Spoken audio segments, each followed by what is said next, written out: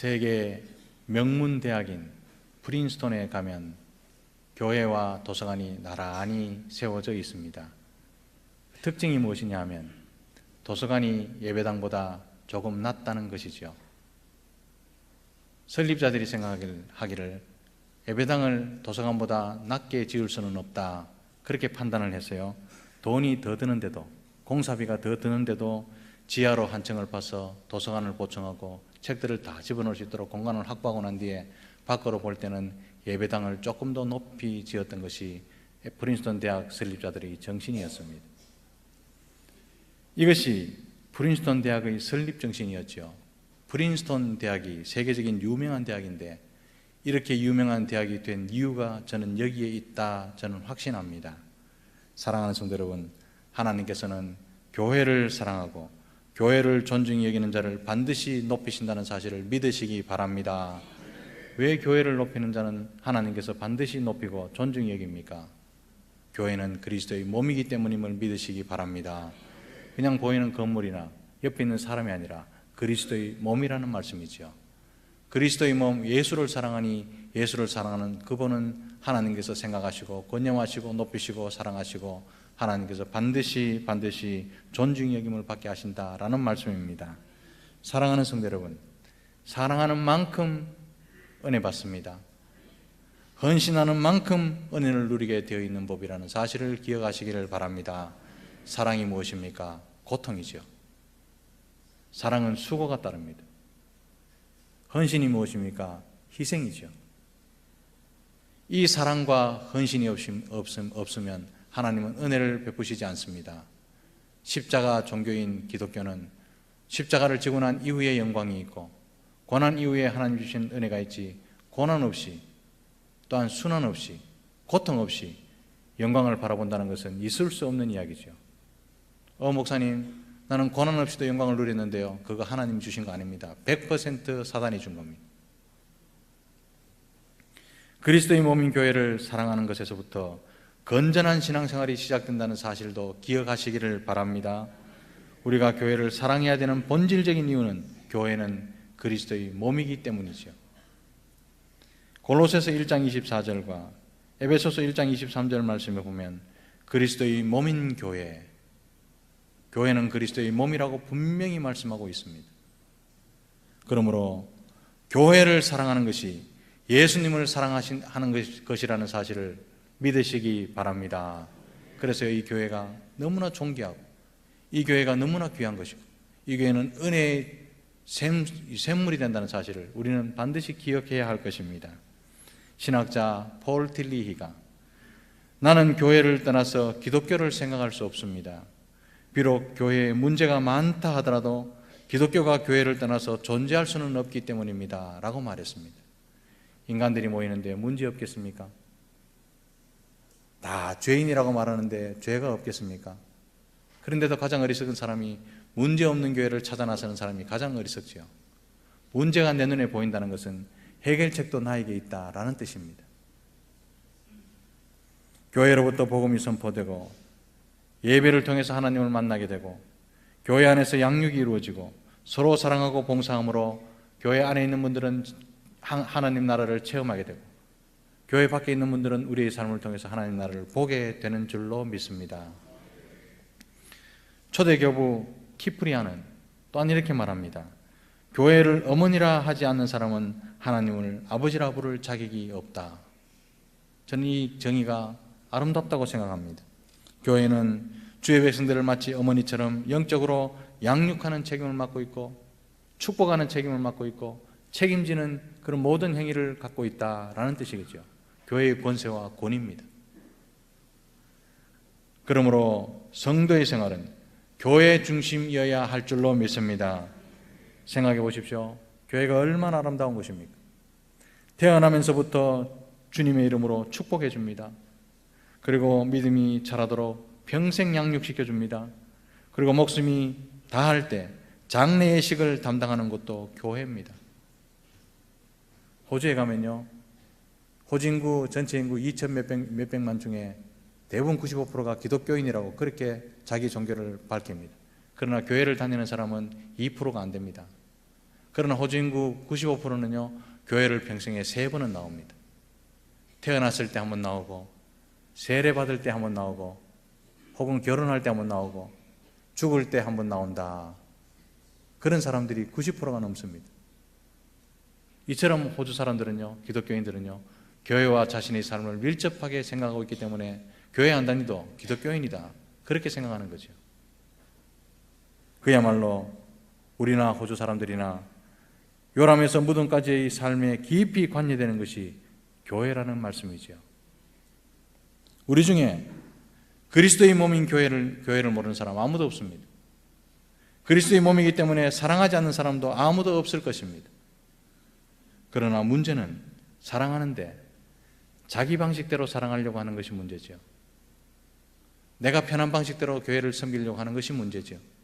이것 때문에 교회가 시끄럽습니다.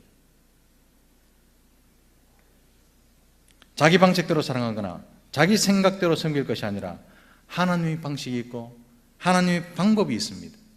하나님의 방식대로 사랑하고 섬겨야 교회가 교회 될 줄로 믿습니다. 사랑하는 성도 여러분, 교회를 사랑한다는 말이 무슨 말입니까? 오늘 설교 다 잊어버리도 이것은 기억하십시오. 교회를 사랑한다는 것은 교회를 위해서 오래 참는 것입니다. 한번 따라합시다. 교회를 사랑한다는 것은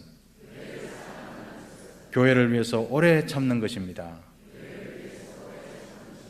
이것이야말로 정말 교회를 사랑하는 거죠. 또한 교회를 사랑한다는 것이 무엇입니까? 엎드려 기도한다는 것입니다. 교회를 진짜 사랑하는 사람은 엎드려 기도합니다. 엎드려 기도하는 사람은 하나님을 봅니다. 엎드려 기도하는 사람들로 말미암아 교회가 은혜가 마르지 않습니다. 지금부터 20-30년 전에는요, 저희 모교회가 250명밖에 안 됐는데 10시쯤 되면은 권사님들 20분 내지 30분들이 철회한다고 일정 교육관 마루에 쭉 앉아 계시는 것을 늘 볼 수 있었습니다. 제가 교육전수사 처음 시작할 때요, 감림산 기도원 가면 사람 앉을 데가 없어서 대성전에 전체 일어나 앞으로 한 발 앞으로 나오고 앉아 자꾸 땡겨 오는 거죠. 지금은요 대성전을 쓰지 않습니다. 아무도 안 옵니다. 옆에 있는 배들성전을 쓰는데 사람이 없어서 낮 집회가 포기하고 낮 집회가 취소되는 경우가 비일비재합니다. 우리 어머니 세대, 우리 아버지 세대 늙고 힘들고 병들고 기도하는 자리를 지키지 못하니까 다음 세대가 받쳐줘야 되는데 그걸 못 받쳐주는 거죠. 그러니까 교회가요 무방비 상태죠. 에베소서 6장 보면 우리에게 영적 무기를 주셨는데 방어용 무기, 공격용 무기, 그 다음 경계용 무기를 주셨는데 경계용 무기가 기도입니다. 이 기도를 하지 않으니까 뚫리는 거죠. 기도하지 않으면요 날 잡아 잡수세요 이 말과 똑같죠. 어머니 세대의 그 기도를 담고 또한 그 기도를 본받으시기를 주님의 이름으로 축복합니다. 기도가 무장해제되니까 교회마다 시끄러운 거죠.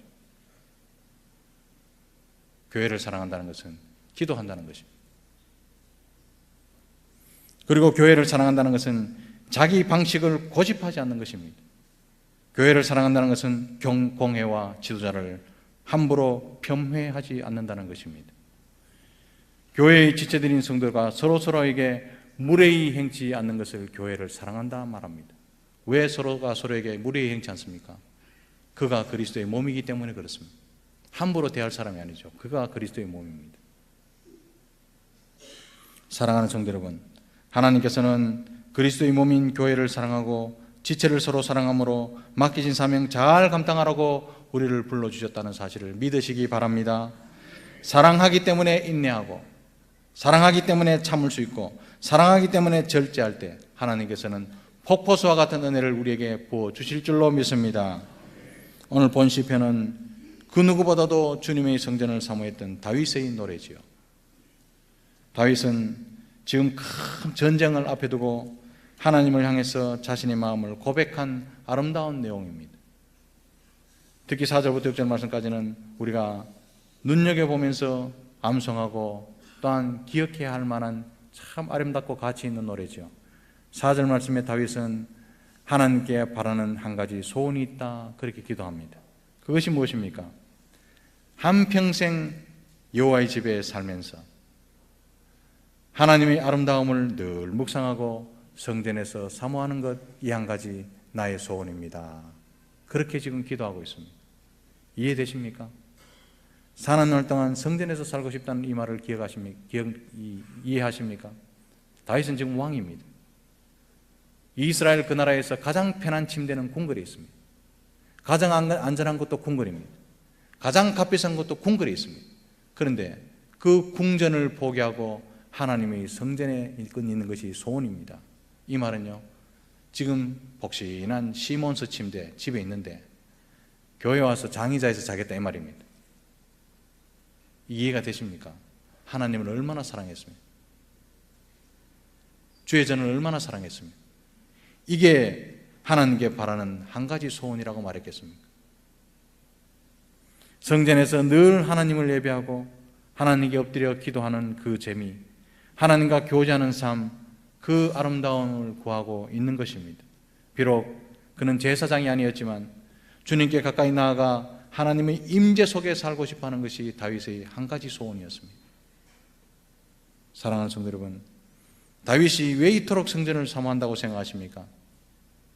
그 이유가 있습니다. 하나님의 은혜를 제대로 맛보았기 때문입니다. 하나님의 은혜를 제대로 맛본 사람은 산의 진미가 부럽지 않습니다. 이 은혜를 맛보시기를 주님의 이름으로 축복합니다.